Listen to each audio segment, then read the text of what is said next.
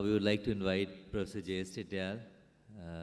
He obviously needs no introduction, Padma Shri awardee, my teacher. Whatever I've learned from him. And he's an excellent surgeon, excellent teacher, excellent researcher in the field of cornea, cataract and refractive surgery, and chief of RP Center and advisor to Government of India. Professor Tityal, sir. Good afternoon. Thank you, the scientific committee, Dr. Partha, Dr. Rajesh, for such an honor for me. It's such a coincidence sharing this Siva Reddy International Award with one of the most dearest friend, Dr. Samar Basak. In fact, we started our journey together. We have been together in RP Center for such a long time. Until date, we are together in our journey, and we have learned so much from each other.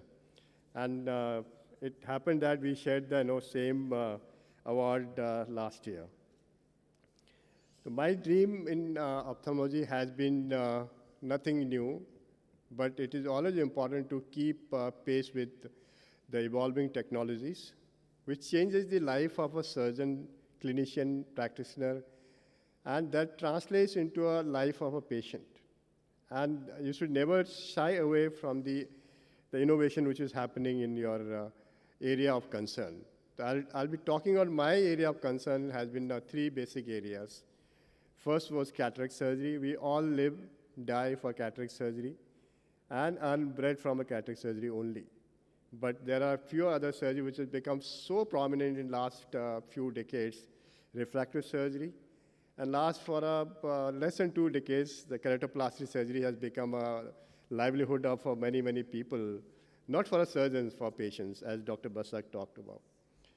Without a change, there is no innovation. We know that. You have to be a creative. You have to look for how to improve situation around you, and that will give you innovation happening in life. So this is my journey, started from 1984, end of 84. I joined in January 85. We started with a simple intracapsular surgery to a modern day refractive surgery, refractive cataract surgery, which was actually compounded by image-guided surgeries, lasers, and went through the entire gamut of a change.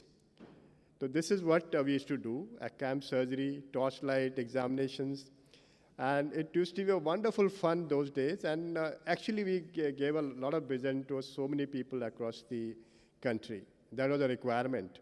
Now things have changed. You have a high-tech instrumentation. Surgery has become faster, not only for surgeons, for a recovery of patient has become faster.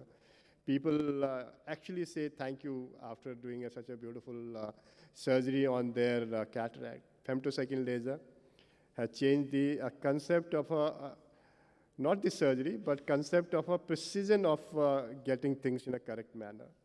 And what better than an image-guided surgery which tells you where you have to put your hand, where you have to put your instruments, and where you have to implant the IOLs.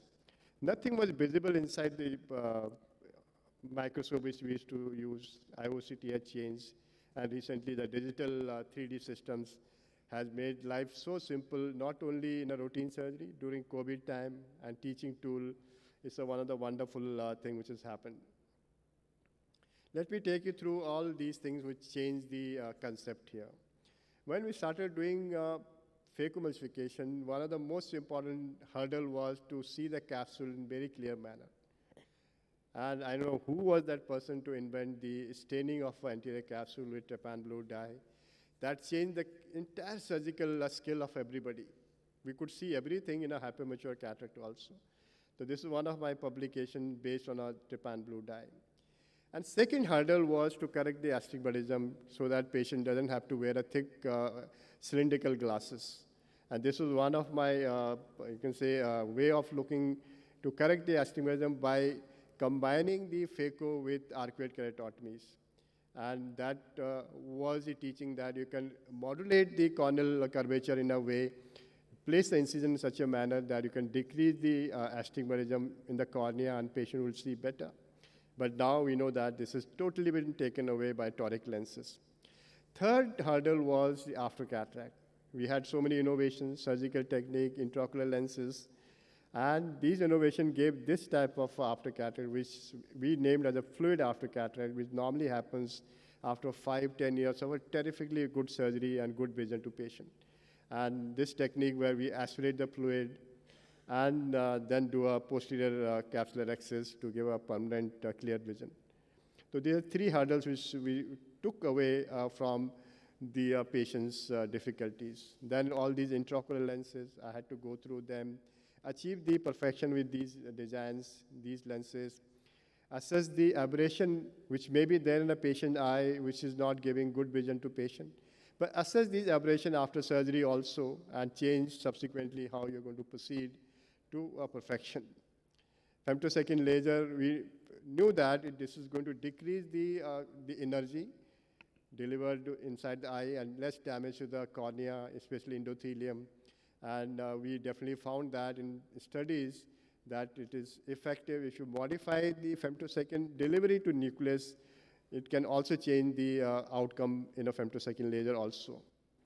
The incision we all talk about because which is the best incision was difficult to demonstrate intraoperatively. The microscope which had the AIOC attachment that gave the entire picture of incision right from the initiation to the end of surgery, and you could really titrate the operative volume, operative change in incision, and the associated difficulties also. And we described that femtosecond incisions, if you do properly 3 planar, they were the better incision in terms of decreasing the wound side decimal detachment in all these cases. Then you had difficult cases. How we generated the new concept with the innovations with various devices. Femtosecond laser, we compared the femtosecond application in the intermittent cataract with the normal capsular access, and we found that they were equally good. Only thing difference was in a routine manual surgery, you had to do multiple steps, sometimes 2-stage access, or sometimes you have to initiate the small opening, aspirate the fluid, decrease the pressure and do it, while femtosecond was a single-stage surgeries. Then this was another innovation which came out subsequently while doing phaco with femtosecond laser. And this was the, I think, concept which really translated subsequently to my research also in posterior polar cataracts, where we designed the 3 rings for safety and the 8 blocks of nucleus in 3 tiers. The primary tier in the central area, secondary tier, third tier, and each block could be separately picked up, and you could save the entire epinuclear cushion till the last and decrease the dehiscence of posterior capsule. And the type of surgery we could do in subluxury cataract, where before you open the incision, before open the limbal area, you could do a capsulotomy, you could do a nucleotomy in these cases, and do the incision. All 3 things which can change the entire subluxation pattern in the eye if you open the eye could be successfully done with femtosecond laser. And this technique was published. Similarly, this is one of the innovation technique which we could publish in cases with phakic lenses inside eye where cataract had to be done, and we could do a femtosecond laser in these cases also. Other area was how good these modern devices were. We compared the image-guided toric lens implantation with the manual markings, and that gave us the way of looking into the higher order aberration and quality of vision in these cases. And this new tool, which we acquired in around 2015-16, the intraoperative aberrometry, to check the actual amount of power required for IOL, the toric power, the toric axis. After you implant that, you could reassess the aberration profile and change the toricity axis in these cases. Really benefited, especially in our post-refractive surgery surprises. It was a wonderful tool and gave us way to look into. In 2016-17, we acquired the AIOS microscope in API Center. With that, we could really look into the dynamics of, intraoperative dynamics of various surgical steps of cataract surgery. You could see these pictures of the anterior segment OCT also, but dynamics could not be seen without the intraoperative OCT, and we could describe the various types of white intumescent cataracts. The way you could see this picture, you could never see under the microscope this hill which is coming from the raised interlenticular hydrated cortical matter after you make incision. So these type of picture could be seen with the IOCT microscope. That gave us an avenue to classify the new way of white cataracts. In fact, we have been a winner of AIO best video in this category also. Similarly, we could also see the dynamics in posterior polar cataract, redesign the entire classification, and this video also got award from APSARS last year. This is one of the subsequent, you can say, looking into the posterior polar where we could describe this central cortical disc defect, which is a sign of safety of posterior capsule in posterior polar cataract. Lenses-wise, we had so many generation of lenses coming up. Which lens was better? So we did a stereoscopic analysis of these cases, binocular, to see if their stereoscopic vision is good, because distance near the vision was quite okay, and we realized that they were quite good. They were not bad compared to the monofocal lenses. This lens came with a bang, the Hoya lens, where it said that the posterior surface is treated by ozone and it can get adherent to the posterior capsule. We described the various pattern of a posterior capsule in relation to these lenses, and now we are going to come out with the long-term results of these lenses also. All these research, clinical research, comes with the experience, and it goes with the innovations also. And similarly with the newer generation trifocals also. Recently, in 2019, we acquired these digital microscopes, 3D microscopes, where you could do surgery without the assistant oculus, advantage being high magnification, clarity, and the light which patient is very uncomfortable can be decreased to a minimum to complete the surgery. And the benefit has been really been accepted by all who have access to these instruments, and it is being published in IGO, the benefits here.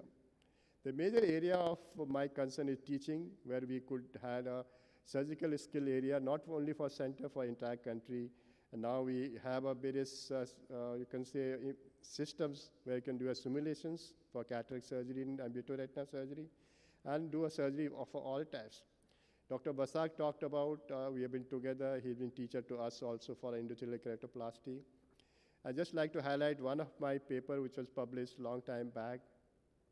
This came before the all intralenticular, you can say now additive surgeries, people implant various things inside the eye, but this was a concept where I reflected the flap of an intraostomal tissue to cover the perforation and put a lamellar graft over that. And in fact, this would be a generation for people accepting this as an intralamellar additive procedure subsequently.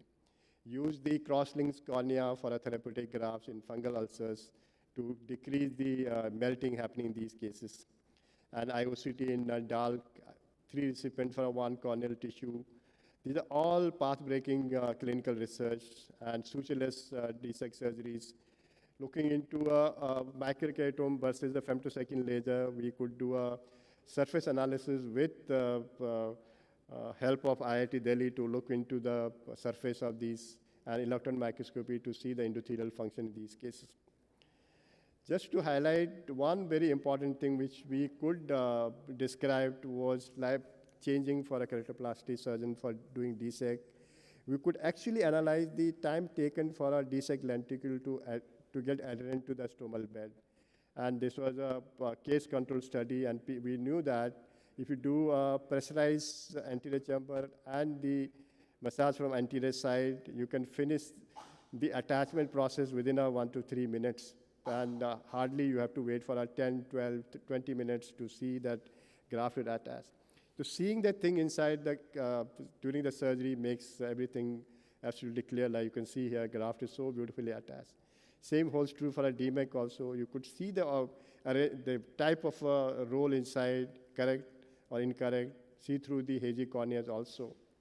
The entire refractive surgery journey has been with me right from the radial keratotomy to the recent smile surgery. I've gone through all of them, and that led into knowing that what are our learning curves for our various new surgeries, what are the complications we face, and that led into one of the very important article in clinical ophthalmology, the techniques of smile, which we could publish, and various science to see actually how effective you can do dissection is followed by people from across the country and world over to do a good dissection of a small lenticule. And these our experience ultimately resulted into a book which has been published by JP Brothers. This is I think, one of my first publication with AIOCT.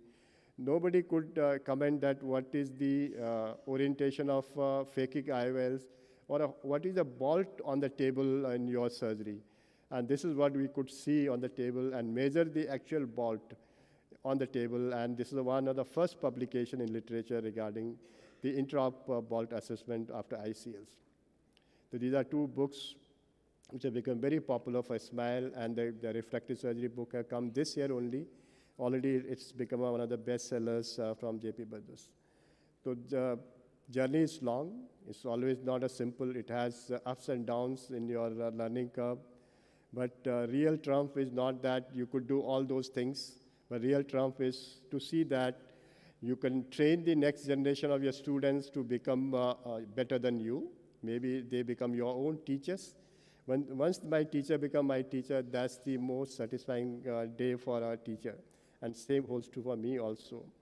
Other way is to promote research and give an innovative thinking to young generation so that we have a better society in future.